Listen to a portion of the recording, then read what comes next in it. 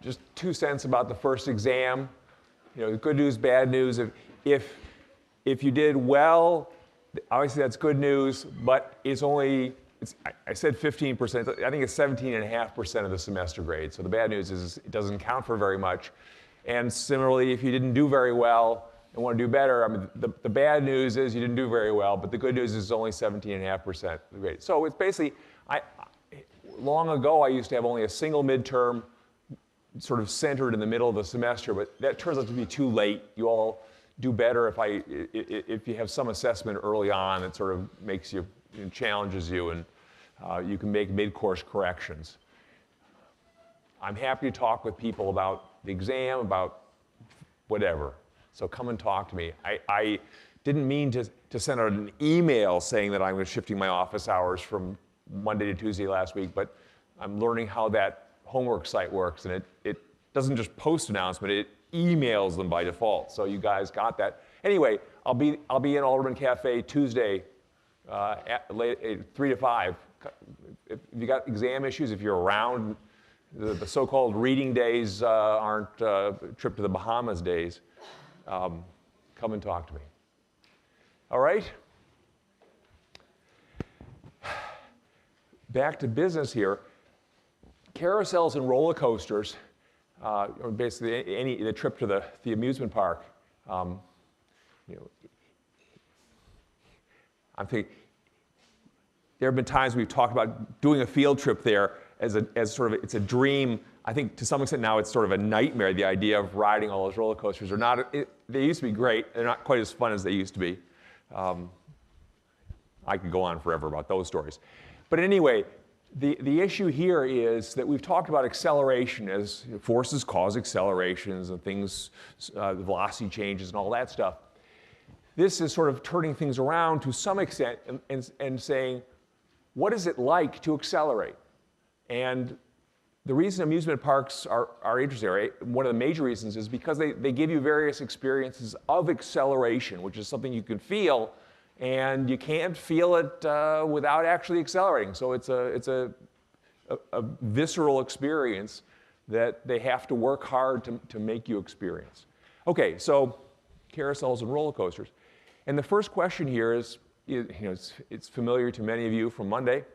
You're a passenger in a car that's turning left, and you find yourself thrown against the door to your right. Is there a force pushing you toward the door? You okay with the question? How many think yes, there's a force pushing you toward the door? How many think no, there's no force pushing you? Ta-da, great. You find yourself up against the door, not because something's pushing you against the door, but because the car is trying to leave you behind. The car is trying to turn left, which is an acceleration to the left, and if nothing were to push on you, you would just go straight, as inertia had in mind.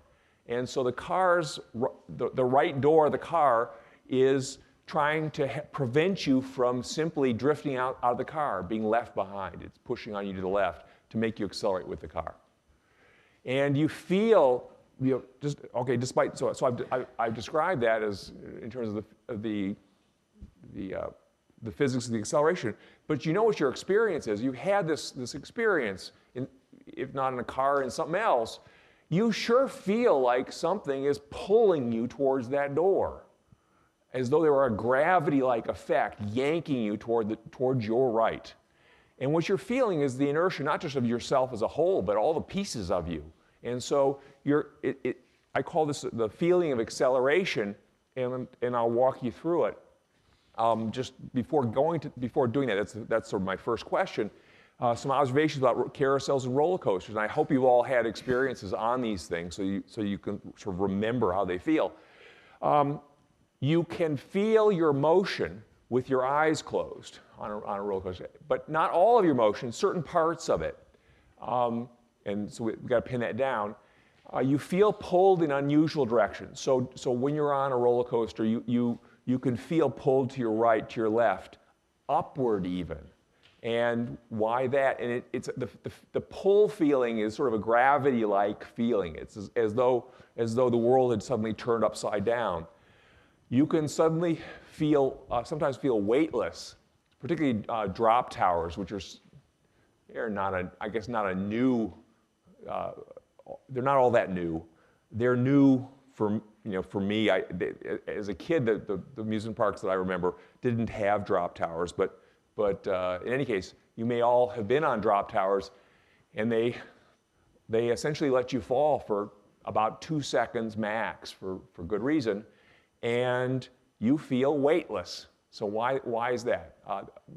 You may not recognize as weightless exactly. You just feel it's a terrifying feeling. We have instinct to avoid that feeling. It feels like death is coming up quickly. And there are some amusement park rides where you actually can be inverted and not feel it, so that if your eyes were closed or for whatever reason, you can't tell when you're upside down. So we'll talk about that. Okay, so the questions I'll go after with the roller coasters and carousels. What aspects of motion do you feel is the first one, and then the various things on carousels and roller coasters themselves. Okay, so what aspects can you feel?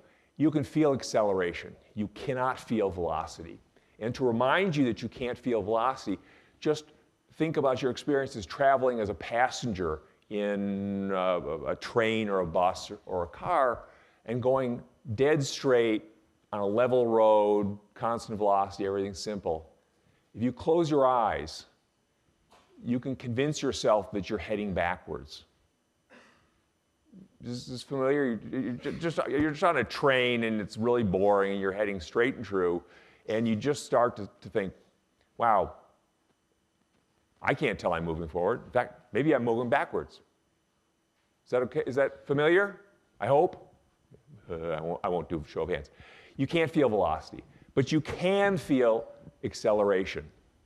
And the way that I divide up the world here is that you feel your weight and you feel acceleration. Let me walk. How am I? Yeah. Your weight is real, right? It's a real force.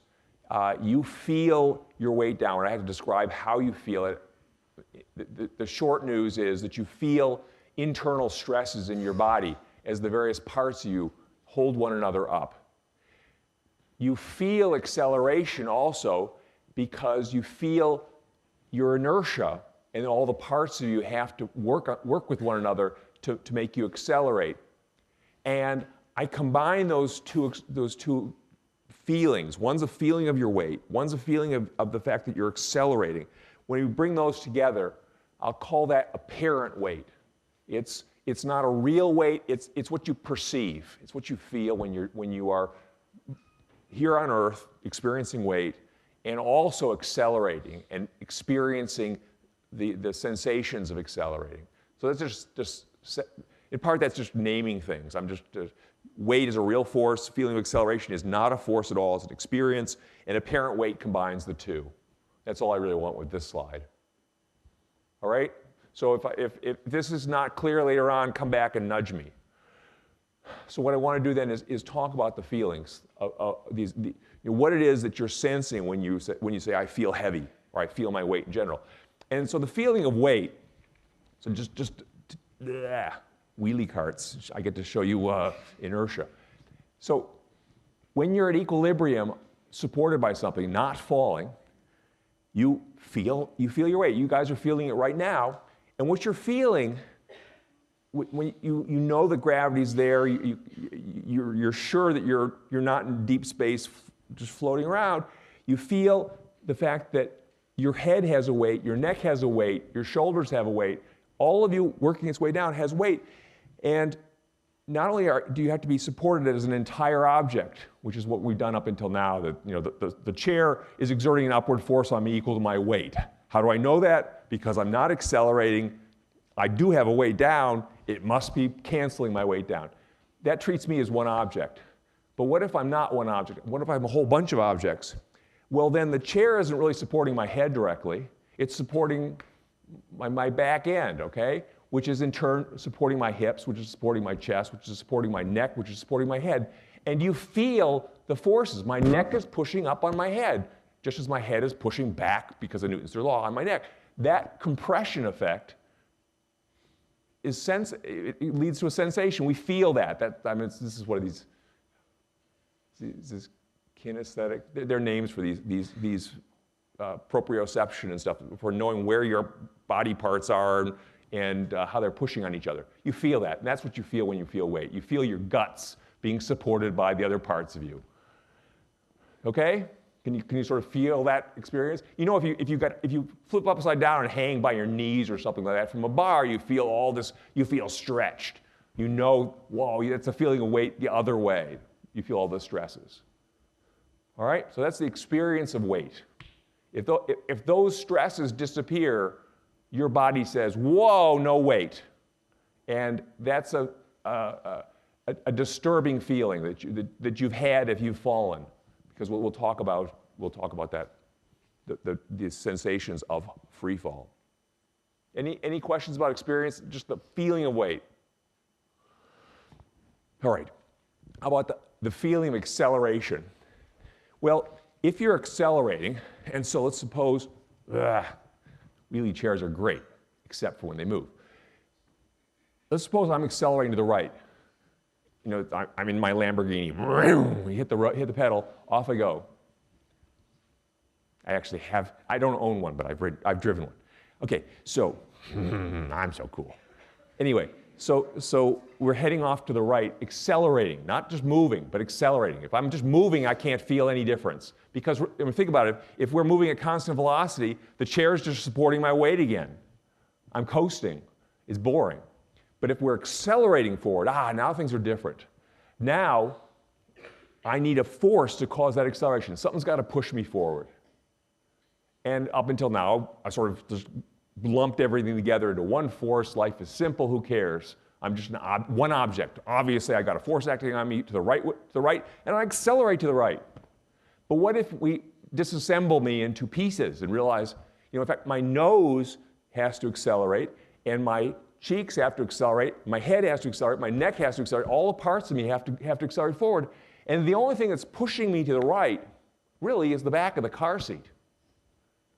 The bottom of the car seat's pushing up. The back of the car seat can push to the right if it wants to, but it's certainly not pushing on my nose. So that's going to work its way. Basically, it's going to push on my back, and then all these forces have to work their way through me and bit by bit to get my nose to accelerate forward. I would look pretty funny if my nose stayed put and the rest of me went forward. It's a Game of Thrones. Okay, so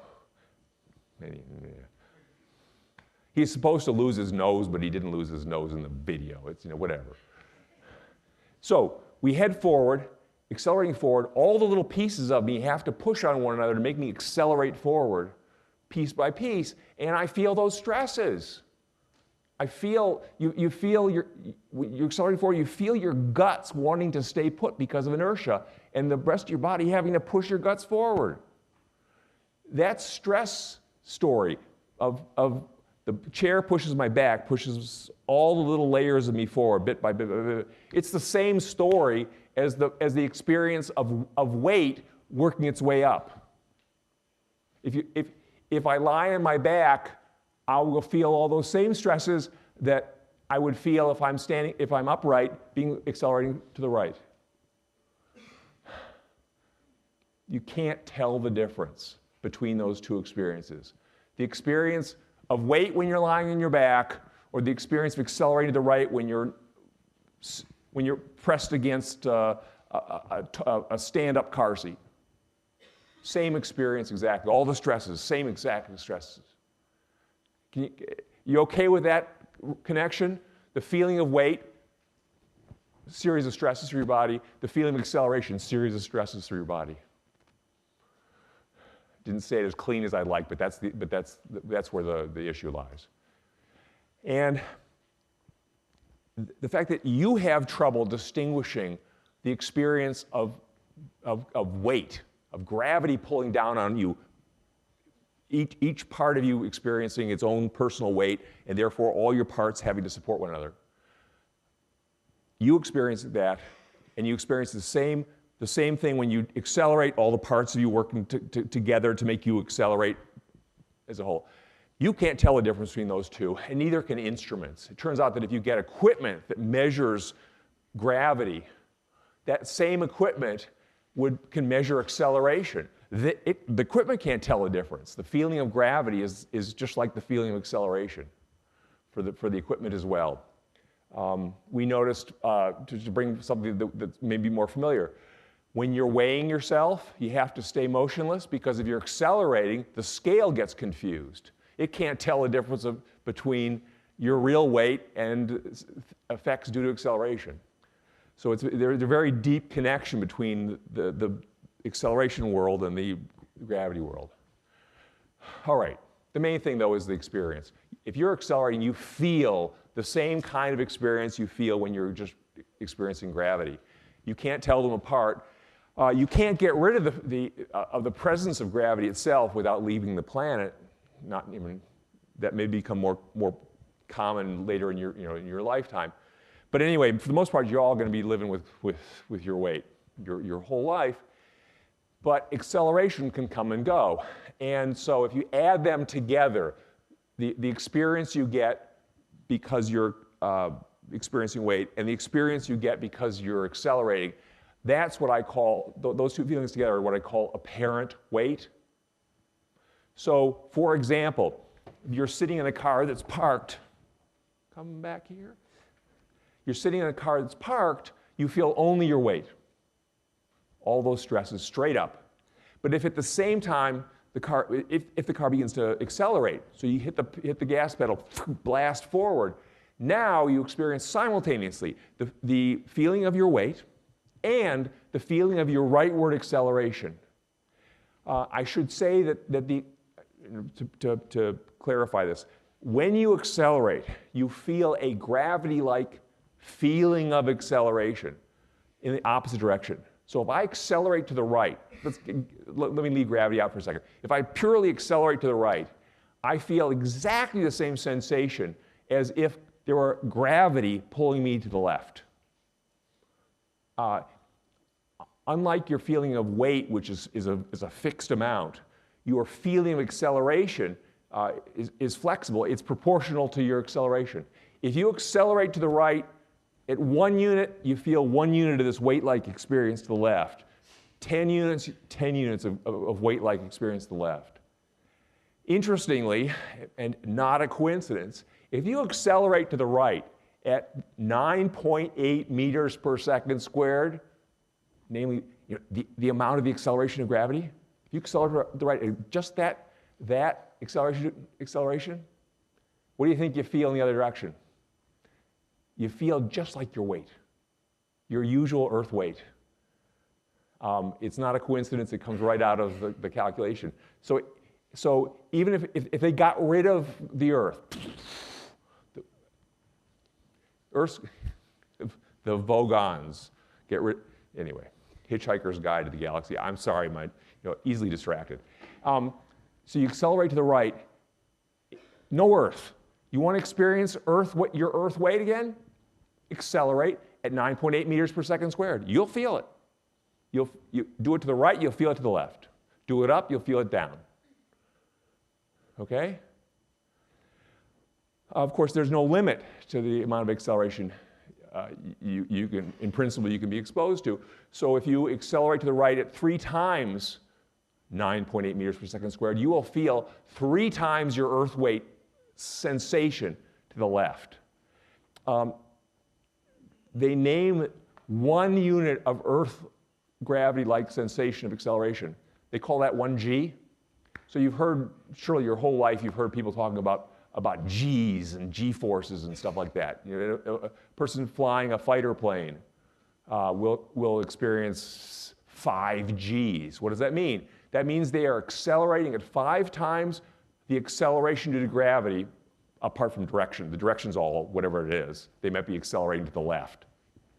When they do that, 5 times the acceleration due to gravity, they will experience a gravity-like feeling of acceleration that is 5 times as strong as their Earth weight feeling. All right? And just to put things in perspective, people can tolerate, you can tolerate about 5 Gs for some reasonably long period of time, I think, but much more than about 5 or 7, and you start having trouble. You lose consciousness because your blood doesn't circulate properly. Think of part of what makes you is liquids, and the liquids need to be pushed around too in order to accelerate with you. And if you accelerate too fast, the liquids get left behind, and they don't go to your head, for example, and you pass out. So fighter pilots have, first off, they wear clothing that helps keep the liquids where they're supposed to be, and they learn techniques for keeping themselves functioning properly at 7 or 8 or 9 Gs of this sensation of acceleration. For ordinary folk, don't do it. Amusement parks, I think they allow some of their rides to make you accelerate at as much as about 5 Gs, give or take. But those are getting to be unpleasant for most people. Too much acceleration, too strong a feeling of acceleration as a result. Any questions? I'm rambling on here. Okay, so you feel your weight, you feel your accelerations together. They give you what I call this apparent weight, and I should pin that down. One last detail with that is I got started on this and then I got distracted. If I'm accelerating to the right, I am simultaneously experiencing my feeling of weight straight down and my feeling of acceleration to the left. Those two feelings together add to become my apparent weight. Also, which combines both real and acceleration related. And my apparent weight doesn't point down, doesn't point back, it points somewhere in between. So it's down and back, down into your left. I feel as though there's some gravity-like thing down there pulling me down and back. And this is surely fairly familiar. In a car that accelerates at any decent rate, you feel pulled down and back.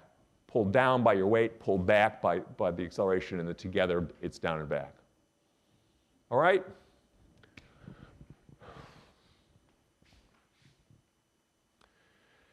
So now let's actually look at some specific accelerations and the experiences that track along with them. And the first one to start with is travel on a carousel. And the simplest carousels is sort of anything that moves you around in a circle in my book. The simplest carousel is just the bunch of horses on the platform that just go around and around and around.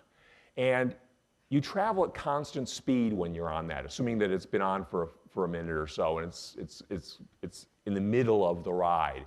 You're going at constant speed, but you are still accelerating. You're accelerating because you're changing direction.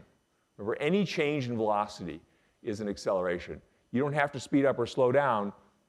Change the direction of travel, and that is an acceleration. So when you're on a carousel, traveling in a circle at a steady speed, I mean, this is the motion. You are always accelerating towards your left. I mean, in my version of going around the circle. If we go around the circle the other way, it's going to be accelerating to the right. But I am currently accelerating to my left.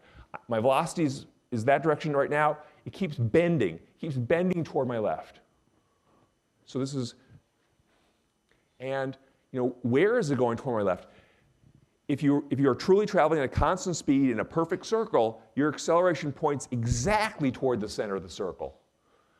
And it's given a name, it's called a centripetal acceleration. It's not the centripetal, it's not a new force, or new acceleration. It's a center-directed acceleration toward a center, and the fancy word for toward a center is centripetal. Okay?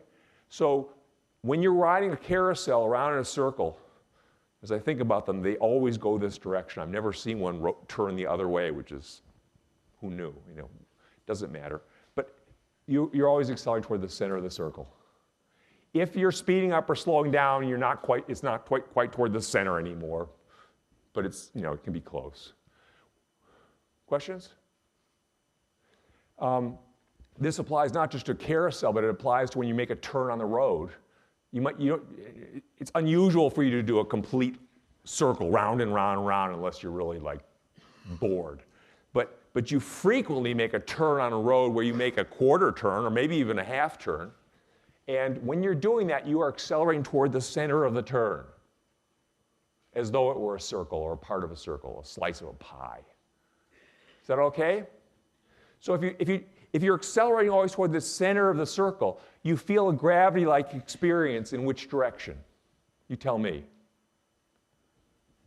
Away from the center of the circle, right? Because you feel the feeling of acceleration is always opposite your acceleration. So if you accelerate toward the center of the circle, you feel a gravity-like sensation away from the center of the circle. This, incidentally, is sometimes called, I hesitate to even bring the word up, centrifugal force. It is not a force at all. It's inertia alone trying to make you go straight. And if you're not pushed toward the center, you will go straight. So you have to be pushed in. I'll just bring this up. The acceleration is centripetal. The force is centripetal, just where that word means only that it's toward the center. There is no specific centripetal force. Any toward the center force will do. It can be friction. For me right now, it's friction force toward the center. It could be for this ball, it's a string pulling it toward the center. So this ball is undergoing centripetal acceleration because I'm pulling it toward the center with a string. Okay? It turns out that the acceleration, I just wanted to show you that equation at the bottom, which you need not remember. The acceleration is toward the center. It's proportional to the square of the velocity and 1 over the radius. Basically, the faster you go around the circle, and this is all you need to remember, of course, is the stronger that inwards acceleration becomes, and it gets big fast. And it can easily exceed in amount the acceleration due to gravity. And when that happens, the sensation is a gravity-like outward pull, as though there were a planet out there away from the center of the circle, pulling on you. That's what you feel. And if you've ridden in one of these rotor amusement park ride things where they spin you, you go against the wall. I hope this is still done. You all line up against a wall or some sort of surface, and they start spinning it around in a circle, and you feel pressed against the wall. How many of you have had this experience? Yeah, good fraction, right? What's pressing against the wall is not a force. It is your own inertia trying to make you go straight. And the wall is not letting you go straight. It is pushing in on you to bend your path into a circle. You, of course, push back on it because you have to. That's Newton's third law. So you and that wall are pushing against one another fiercely. And that's what keeps you from just leaving the wall. You can't do it. You're really pushing on each other hard. And they can even pull the floor out from under you, which is part of the usual trick, and you stay in place because of static friction. You're pressed so hard against the wall that you can't skid across the surface. You also feel a tremendous outward gravity-like sensation, which is not gravity. It's not even a force. It's just this feeling of acceleration. You're accelerating toward the center, so you feel pulled by this feeling of acceleration away from the center, and namely against the wall. Is that okay? Questions about that idea? So the carousel is the tame version where you don't want the kids flung off their horses. The rotors schemes are the intense one that pushes you against the side. All right. I already asked you that. We got that. Okay, so leaving it then this horizontal motion with the accelerations, how about if we start going up and down? Well, when you're in a roller coaster and it begins to dive down that first hill, prior to doing the dive, suppose it was going along level track at constant velocity. All you feel then is your weight. You feel the stresses responsible for supporting you. They start with the seat you're sitting on, and they work their way up through your body and finally support your head. But once the train goes over the lip and begins to accelerate down the track, you have a new sensation. It's accelerating down the track. Let's make it simple. Let's put you in a single car roller coaster where you go off the constant velocity horizontal stretch, and you hit the stretch that is accelerating downhill. So you're just rolling down a ramp, basically. The downhill force is the famous ramp force that I talked about on day 3-ish. So you're being pulled downhill by the ramp force. It's the only force left that's acting on you. We neglect friction and air resistance. So you're accelerating down the ramp. You feel, therefore, this feeling of acceleration up the ramp. It's up and at an angle. And to the extent that it's upward, it's beginning to cancel your experience of weight. As you accelerate to some extent downward, you no longer feel the same amount of, you no longer feel your full weight. You feel a little lighter. And depending on how much it's allowed to accelerate and how steep that ramp is, if the acceleration starts to approach the acceleration due to gravity, you experience an uphill feeling of acceleration that's approaching 1g, approaching the full experience of an upward weight. And it deeply cuts into your experience of real weight. You feel very little weight. The long and short of it is, you feel pretty close to weightless, partly weightless. And your whole body is aware of this sudden drop in experience of weight. And this causes panic until you sort of learn that you're going to survive this. You just go panic because it feels like falling, because it is falling. You're almost falling. Yeah.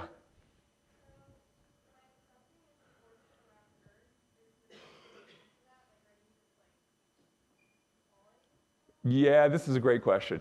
When you're in orbit around the Earth, despite what people think, going 100 miles away from the surface of the Earth does not get rid of gravity. So people out there are feeling, gravity's there. So they're out there being pulled on by only one force, gravity. And they are in free fall. So astronauts, the people in the space station right now, space station itself is a falling object, following essentially all the rules we've talked about up until this point. As I will say later on in the rocket section, it doesn't hit the Earth not because it's not falling, but because it's going sideways so fast. It kind of misses the Earth. It's trying to fall toward the Earth, but it goes sideways and it arcs around the Earth rather than into the Earth. The arc gets so big. But it is in free fall. And if you've ever been in a drop tower, you know what the experience of free fall is. It's this visceral, oh my God, I'm going to die feeling. And that's because you're accelerating downward at the full acceleration due to gravity, as the astronauts are, and they experience a 1g feeling of acceleration upward that perfectly cancels their 1 gravity feeling of true weight. Their apparent weight is exactly 0. They feel nothing, no gravity at all. They do, to remind you, they are experiencing gravity. Sure, it's there. But they can float around, seemingly float around inside their space capsule because everything's falling together. Remember that all the balls, I drop a whole handful of balls or change, whatever, it all falls together because everything accelerates downward at the same rate. The same is true of the space station and all its occupants. They're all falling objects. They all fall together, so they don't make any progress relative to one another. But they are in free fall. And so, for those of you who are planning on a career as astronauts, be aware that when you're orbiting the Earth, you are in free fall. It's okay, you won't hit the Earth because you're going sideways so fast, but you will feel the feeling of being in a drop tower 24/7. Imagine trying to sleep while you're feeling that drop tower feeling. That's what they feel. I think they're pretty loath to talk about how much motion sickness that people get astronauts get, but they get a substantial amount of motion sickness. There are a lot of air sickness bags up there somewhere. Yeah. What pushes them sideways? They're moving sideways at enormous speed. Do you need a force to push you sideways? To make you travel at high velocity sideways? You don't need a force for it. They move sideways because they were moving sideways. This is me trying to be a pedagogue here, whatever. They are initially pushed sideways. What pushes them sideways to start them? They left the Earth at low speed. They are pushed sideways by the rockets. And the process of taking a rocket into space and into orbit may seem like it's just go straight up and you're done. They don't do that at all. They go up a little bit, then they tip sideways because they want to develop enormous horizontal speed, sideways. So if you've watched rocket launches, it's not up like this. It's up and then it turns. And their goal is to be going sideways at about 17,000 miles per hour. That's how fast they have to go in order to, as they fall from low Earth orbit, not hit the Earth. And most of the rocket fuel and the whole process of getting a spacecraft to orbit is involved in building that horizontal speed. Going straight up is easy. And it's one of my many public service announcements. There are a lot of companies now competing to try to become the first space tourism operations. And they get to space already, no big deal, it turns out. They just go straight up. And they give the people a brief period of weightlessness as they go, and then they fall back to Earth. That's easy. You can reach peak altitude at motionlessness. You don't have to be moving very fast. So the amount of energy involved is just enough to get to this great height. It's okay, it's a big height, isn't it? I don't know, 50 miles or something like that. That's a big deal, but that's all you need. You just need to invest the gravitational potential energy to get to 50 miles.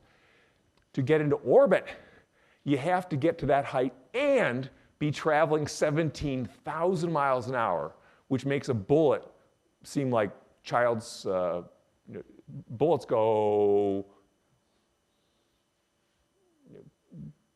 2,000 miles an hour, 3,000, nothing compared to 17,000. So getting, most of the energy in the spacecraft is not gravitational, it's in kinetic. They're going sideways so fast so that they don't hit. Is that okay? All right. So astronauts experience the full feeling of weightlessness, that because they're falling. I just want to make sure it's clear that if you are, when you're falling, we know what your acceleration is, here on the surface of the Earth at least. It's 9.8 meters per second squared. And when you accelerate at that rate, you experience a feeling of acceleration upward that's 1g, equivalent to 1 gravity, and it cancels your perception of real weight. You got nothing left, you feel nothing. If you are accelerating downward a little more slowly, you still feel a downward weight, but not much. If you're accelerating downward faster, even than the 9.8 meters per second, you actually feel more upward feeling of acceleration than downward weight, and you feel pulled upward. And that will become relevant when we do the loop. Okay? So just to walk you through the key points. The key points of roller coaster riding. I want to do the demonstrations, and I'll bring back one that I walked past already, but I'll then do the roller coaster. When you dive downhill and you're accelerating mostly downward, you feel a lot of this upward feeling of acceleration, which cancels to a large extent your feeling of weight. You feel somewhat weightless, and that is the cause for the sort of intense feeling you experience when you are on a diving roller coaster. You feel substantially weightless, and that causes this panic, like I'm going to fall, I'm falling, I'm in trouble. All right? When you get to the bottom of that dive, they don't let you go all the way to the bottom of the Earth, right? Center of the Earth. It dives down and then it pulls out. And when it pulls out and the track bends upward, you're accelerating upward. It's a curve again, and remember with curves, you're always neglecting changes in speed. You're accelerating toward the center of the curve. So if you're arcing upward like this, the center of the curve is above you. So you're accelerating somewhat upward. You feel a feeling of acceleration downward. It adds to your sensation of weight. You feel extra heavy. And hopefully this is all familiar. You know, as you pull out of that dive, whoa, it feels heavy at the bottom. That's because you're accelerating upward. You can get these same experiences to an extent in elevators, accelerating up and down, because they do. At the start of an elevator heading upward, it's accelerating upward. You go in the first floor, you press the button for the 200th floor, and whoa, it accelerates upward, and you feel extra heavy, because an upward acceleration summons a downward feeling of acceleration. When you get to the top and it needs to slow down, it accelerates downward. So you feel a feeling of acceleration upward that partially cancels your weight. You feel super light. And you feel like you can float. Okay? All right, so that's the ups and downs of the roller coaster. How about if you go around in a loop? And if you go around in a loop, loop to loop, all these things come into play, the traveling in a circle and the acceleration. And let me just show you this. This is a demonstration I left behind. Let me pull it out.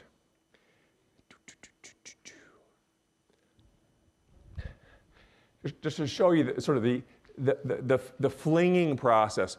There's liquid in here, green liquid, that is sitting level because it's experiencing only the force of gravity and it's being supported. So it's liquid seeks its level. It tends to go flat on top. That is how it reduces its total potential energy to the lowest possible level. If it had a high point, there would be some extra energy stored in here that it could get rid of, and it would accelerate so as to get rid of it. So it goes towards level. But if I make this stuff go around in a circle, it then starts to accelerate toward the center. And everything in this whole system is going to accelerate toward the center. And something's got to push that liquid toward the center. Well, the something is the outside wall of the container.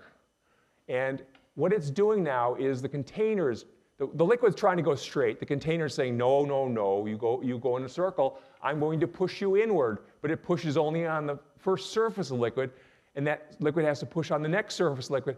And the liquid has now arranged it so all of the liquid is heading towards, it's accelerating toward the center. But that took a big conspiracy on the part of the liquid the outermost liquid had to push on the liquid next to it, which had to push on the liquid next to it.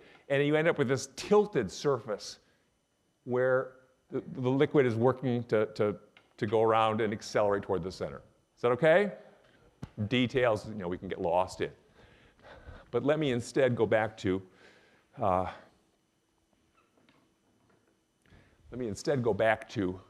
the loop-the-loop. In a loop-the-loop on a roller coaster, it starts high with a dive towards the low. So there's a downward acceleration to start with. And with that, you feel extra light. Then you go around in a loop. And as you go around the loop, you're accelerating by and large toward the center of the circle. Your speed is changing a little bit, so life is a little more complicated. But basically, it's an acceleration toward the center. And then you finish the loop and go off and do other things. But during the loop-the-loop, you're primarily accelerating toward the center, and therefore you have an experience, a feeling of acceleration largely away from the center. And that's complicated on the sides, but on the very top, it's bizarre. Your feeling of acceleration, because you're accelerating toward the center, which is below you, your feeling of acceleration is upward. And it's working against your feeling of weight to give you an apparent weight that's, well, it's actually upward.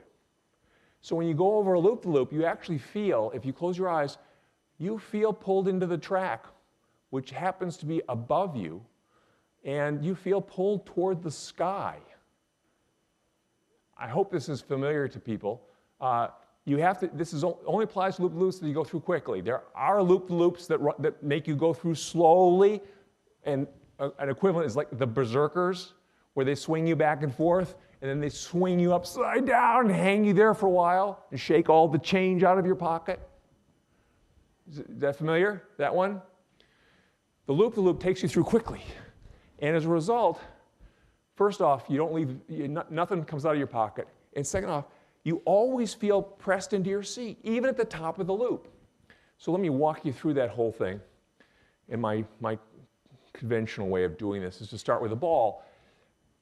I already told you that if you go around in a circle like this at constant speed, and we'll pretend that things are pretty much constant speed from now on, you're accelerating toward the center of the circle. And right now, the centripetal force causing that centripetal acceleration is a string.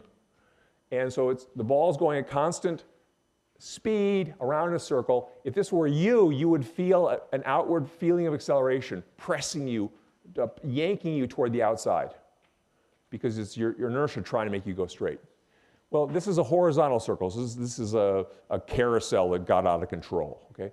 But if we turn it into a vertical circle, it's still the same story. Gravity is a little involved, but barely. If you go fast enough, gravity just isn't important. So this is still you, say, going around in a circle, accelerating toward the center of that circle because of an inward force caused by the string. And when you're at the bottom, your acceleration is upward towards my hand, and therefore you feel super heavy because you experience this feeling of acceleration downward. But when you're at the top, your acceleration is downward. So you have this feeling of acceleration upward. And it's going so fast right now, that feeling of acceleration is huge, to the point where it dominates over the feeling of weight. You feel an upward pull, as though there were gravity yanking you toward the sky. Can you follow that idea? And, okay, so this is with a string. They don't usually have a loop-to-loop where they put a string on you. But so this is the car and the track. This is you. And I just don't want the wind to get the book, because I always go this way. You can go around in a circle like that. There's nothing, the book isn't glued to my hand. The book is trying to go straight according to inertia. There's a starting process, but ignoring that. It's trying to go straight, and my hand won't let it. It pushes inward on it the whole time and bends its path from straight into a loop. Questions about that one so far? So it's loose in my hand. You can do this yourself. Whew. If I go too slow, of course, the acceleration is too small, and gravity wins if the book falls. But, okay. So this is track, or car you. The next version is this one. This is the track. This is the car. We'll just pour you into it. There's you.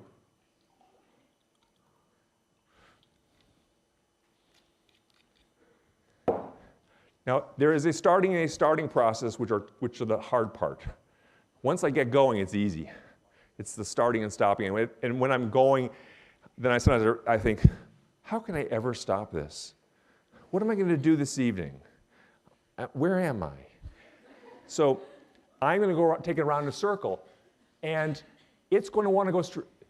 The glass is going to want to go straight, but the platter will bend its path. The liquid's going to want to go straight, that is you, but the cup is going to bend its path. And we're going to go around in a circle. Ready?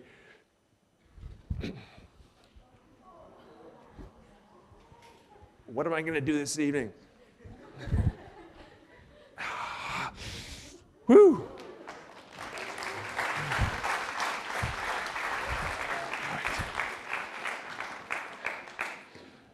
So when you go over that loop-the-loop, you're trying to go straight. The car and the track are bending your path. You're accelerating toward the center so hard, you feel pulled toward the sky. So next time you do it, close your eyes. When you go over that loop, you will feel like you won't even know you're upside down. You're pressed into your track, into the seat. And all right, we'll call it a day.